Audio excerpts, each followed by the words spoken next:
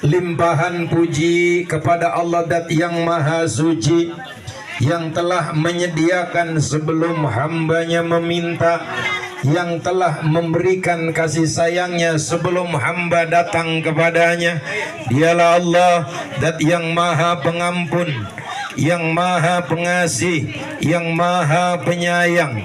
Dengan kasih sayangnya Allah Subhanahu wa Ta'ala yang hadir semuanya di tempat ini tanpa terkecuali, yang membawa penyakit disembuhkan oleh Allah, yang bawa sempit dikasih lapang. Amin ngapa? Amin. Situ udah kayak odol, dipencet baru meletet. Ya. Yang bawa kesusahan dikasih gampang oleh Allah, yang bawa hajat, bawa niat, bawa maksud, dikabulkan hajat, niat dan maksudnya oleh Allah. Salawat salam untuk Rasul kita Nabi Muhammad sallallahu alaihi wasallam. Rasul adalah sang Nabi yang begitu mencintai umatnya, melebihi cintanya seorang demenan sama demenannya. Rasul adalah sang Nabi yang sayang kepada umatnya, melebihi kasih sayang seorang ibu kepada anak-anaknya. Semoga dengan bersimpuhnya kita di malam yang ketujuh meninggalnya almarhum Kong Mein bin Engkong Metok, semoga semuanya yang hadir tanpa terkecuali, mereka semuanya diampuni dosanya oleh Allah. Oh ya, diampuni dosanya, adem langsung ya. Emang bener adem. Ya, udah habis kuenya udah Pok. Udah, jangan lagi kita ceramah dikeluarin kue. Kesirian saya Pok. Ya, pada ngunyem kayak kita ngomong deh. Tega bener, saudaraku. Yang saya muliakan, yang saya hormati, guru dan orang tua kita, para alim ulama di ini kampung, para tuan-tuan guru, para asatid wal asatidah, juga guru kita yang dari Bogor, Bapak Ki Haji Jukardi, semoga tambah sehat, barokah dan panjang umur. Juga keluarga besar almarhum Bapak Mein bin Bapak Metok, keluarga besarnya, anaknya, mantunya, cucunya, buyutnya, semoga semuanya diberikan sehat dan panjang umur. Tidak lupa kepada aparatur pemerintahan desa ini semuanya, dari Bapak Kepala Desa atau yang mau calon gak ketol datang tergede mah. Kalau mau calon mah biasanya ya. Juga kepada Bapak Kadus, Bapak RT, Bapak RW, semuanya staf yang tanpa terkecuali yang hadir ataupun tidak, kita doain semoga desa ini semuanya diberikan berkah, diangkat penyakitnya, diturunkan oleh Allah keberkahan. Amin ya robbal. Tidak lupa pula kepada tokoh masyarakat, tokoh pemuda, tokoh agama yang dianggap tokoh, yakni sahabat saya, abang saya, Bang Haji Sarjan, yang ganteng, yang kaya, yang dermawan. Tahun depan 2000 berapa jadi bupati. Ingat-ingat nih ya, ingat-ingat saya ngomong di sini, kalau dia jadi bupati rumahnya deket. Alhamdulillah. Ibu bapak semuanya tanpa terkecuali, Bang Haji Pungut, teman saya Bang Bram, juga paman saya ini yang udah lama kagak ketemu ya kan, katanya masih hidup. Alhamdulillah masih hidup. Iya. Ibu bapak yang dimuliakan Allah, pada malam hari ini kita berada di malam yang ketujuh. Di malam yang ketujuh berita tentang kematian orang tua kita Bapak Mein bin Metok, betul nggak? Betul. Saya nggak mau bahas kematian, ngeri bahas kematian. Kalau kita bahas kematian, lebih baik kita bahas kehidupan sehari-hari, betul nggak? Betul. Kenapa? Lah mati mah udah pasti Bang. Iya. Mau sembahyang ya mati, betul nggak? Kagak sembahyang juga mah. Nah, kita bagaimana mempersiapkan kematian yang enak, tidur yang nyenyak, dalam panjang mimpi yang indah, tentunya dipersiapkan dalam kehidupan. Kapan para ustadz bicara ngomongnya begini, ad-dunya majra'atul akhirat, dunia adalah tempat nanam nanti kita metik di akhirat. Jadi kalau bapak di alam dunianya nanti di akhiratnya pengen seneng, entong banyak-banyak kita mikir, udah be melakukan kebaikan. Punya tangan yang dermawan, punya lisan nggak pernah nyakitin hati orang lain, betul nggak? Punya banda kagak pelit, ya kan? Punya tetangga akur sama tetangga. Betul apa enggak? Bini sama laki, sayang sama lakinya, jangan laki diperengutin baik. Abung-abung lakinya ejakulasi dana. Dananya kurang. Iya. Bener nggak bang? Sekarang kan ada tuh yang namanya akun dana ya. Iya. Saya gedeg banget itu. Ejakulasi dana ya kan? Gara-gara laki ejakulasi dana, maka bininya pada mata keranjang. Bagian saya mendomelin pompoge yang sering lihat TikTok pasti matanya mata keranjang kuning. Betul enggak? Betul. Main paket, siang paket, sore paket. Alhamdulillah. Ayo be hidup mah bang, mau pesan paket apa kan, yang penting hidup ini girang. Tempat ceramah, tempat pengajian jangan merengut baik apa. Ya punya masalah ongko-ongko, hidup mah emang begitu. Hidup tidak akan luput daripada permasalahan, dan hidup tidak akan lepas dari permasalahan kalau masih hidup. Maka kalau orang yang bisa menikmati hidup, mereka adalah orang yang kagak merasa apa-apa, enggak merasa punya apa-apa, enggak merasa bisa apa-apa. Saya tanya, ada enggak orang tua dulu kita yang doain anaknya biar jadi orang belangsak? Enggak ada. Tong, nanti kalau lu udah gede gua doain biar jadi orang miskin. Ada enggak orang tua yang kayak gitu? Ada ge doanya ya tong, kalau gede nanti biar jadi dokter. Betul. Biar jadi tentara. Betul. Biar jadi polisi. Udah gede jadi tukang parkir. Berarti bukan doanya nggak dikabul, mang, betul nggak? Bukan doanya nggak diijabah, akan tetapi ketetapan Allah berpihak atas kehendaknya. Fa'alu lima yurid. Allah mah berbuat semuanya dia. Makanya kadang-kala kita berdoa ini Allah disuruh-suruh. Ya Allah, ini saya susah baik, besok setoran tanggal 15 setoran motor, tanggal 27 setoran listrik, 15 hari lagi ya Allah bocah mau sunat. Tolong ya Allah. Kalau saya tahu segera jangan dikasih ya Allah. Bagainin dia jerit.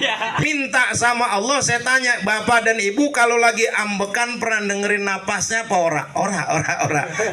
Kalau orang yang hidupnya udah dengerin napas, no Haji Sarjan, kaya, muda, dermawan. Alhamdulillah. Emang begitu? Iya betul. Betul nggak? Betul.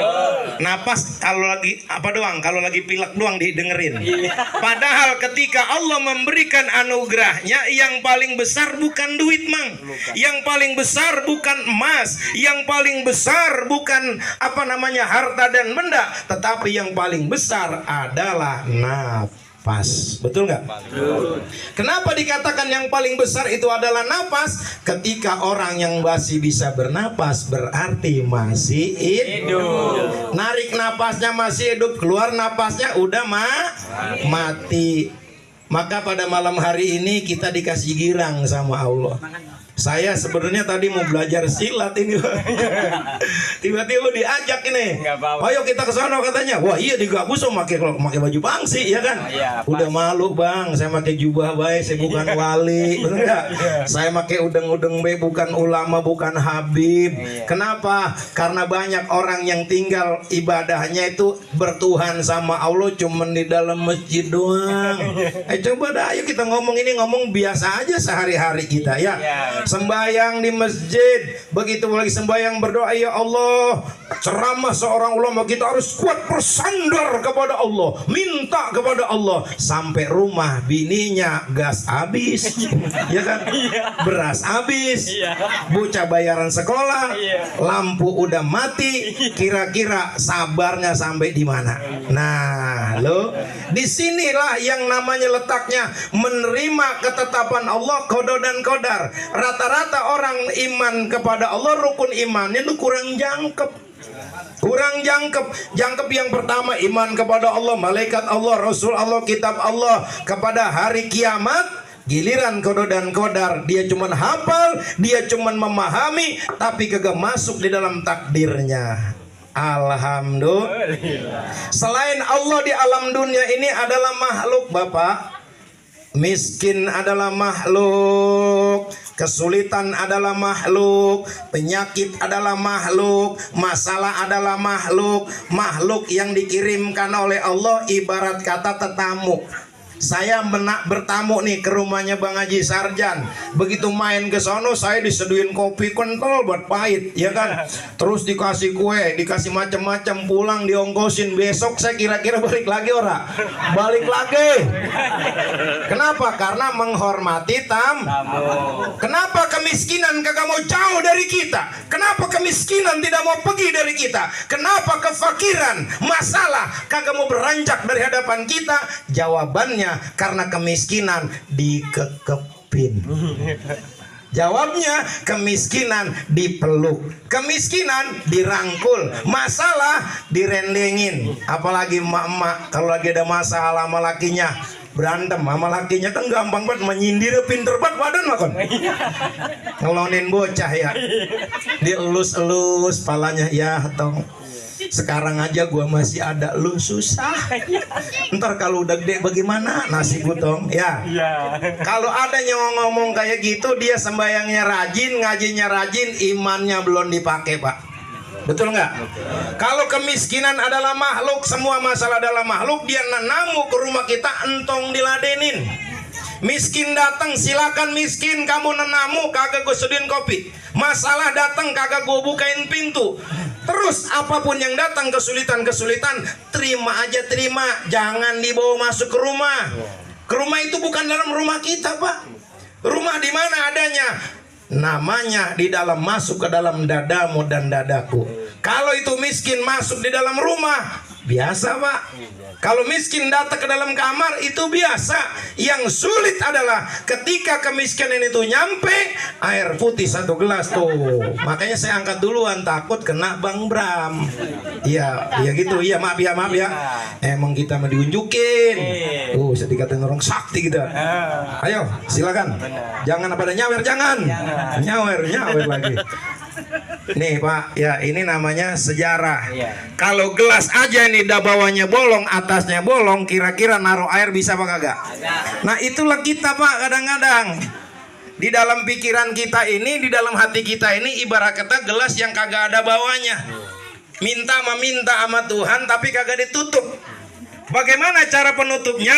Dicontohin Bang Haji Sarjan. Jadi orang yang dermawan.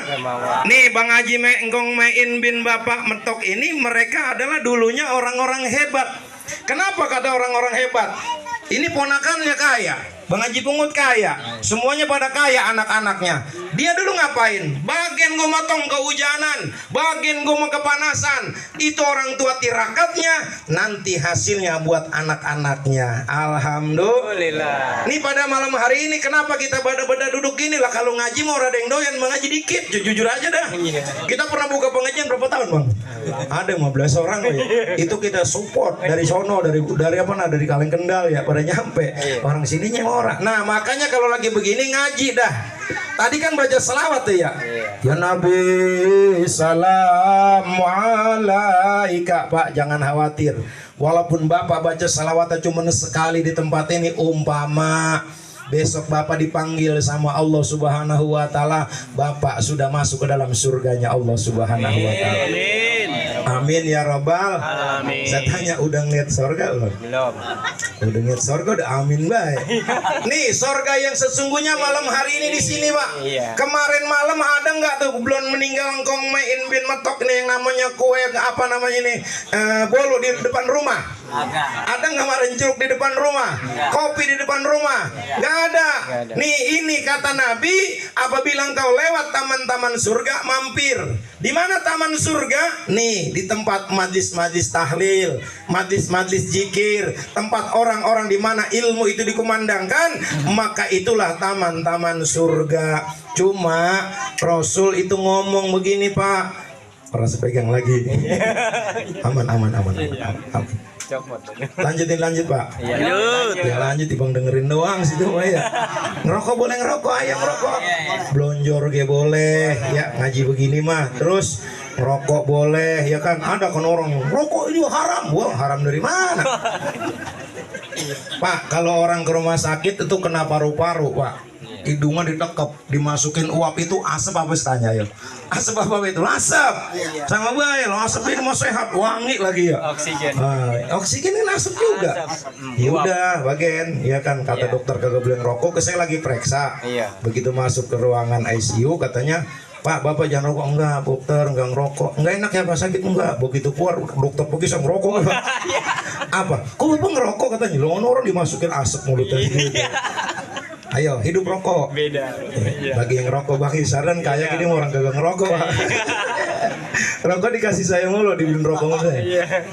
Allahumma sholli ala Sayyidina Muhammad. Kembali para jamaah sekalian. Jadi kehidupan ini sebelum nanti kita kematian, ini kita lagi nanam, Pak. Jangan ngimpi nanti kuburan ditanya marrobuka, siapa Tuhanmu, kagak bisa ngejawab, entong mikirin ke sono. Jangan diapalin yang itu, jangan diapalin. Cukup ketika hidupmu dari rumahmu, engkau punya mata tidak menyakitkan orang lain, sejuk bagaikan salju. Engkau punya lisan tidak menyindir orang lain yang menyakitkan hati pendengarnya. Engkau punya tangan tidak bahil. Itu namanya kehidupan yang sesungguhnya. Bapak udah nanam kebaikan, nanti di sono ge baik.